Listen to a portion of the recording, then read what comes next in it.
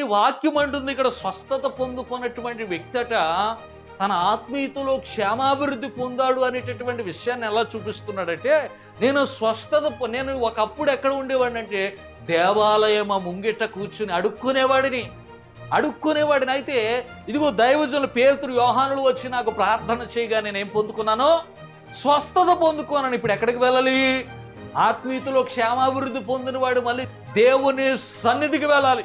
అక్కడ ఉన్నటువంటి ఈ యొక్క కుంటివాడినటువంటి వ్యక్తి దిగ్గున లేచి నిలిచి నడుచుచు గంతులు వేచు దేవుని స్తుతించుచు వారితో కూడా దేవాలయంలోనికి వెళ్ళిన చప్పట్లు కొట్టి ప్రభునామని మహిమతో హల్లెలూయా, దేవుని స్తోత్రం కలుగును గాక.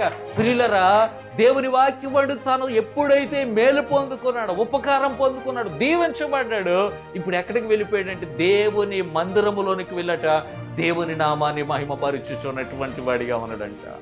లోకములో ఉన్నటువంటి మనము గమనించాలి, మనము దేవునిలో క్షేమాభివృద్ధి పొందుతున్నామంటే దాని కారణం మనము సూచనలు చూపించాలి. నీ దగ్గర ప్రార్థన ఎంతో విశ్వాస జీవితం ఉంది, దాన్ని ఏం చేయాలట? సూచించకుండా ఉంటారంటే దేవుని మందిరములో ఉంటారు. దేవుని మందిరములో ఉండి దేవుని స్తుతిస్తారు. దేవుని వాక్యమును వారు వివరించేవారిగా ఉంటారు.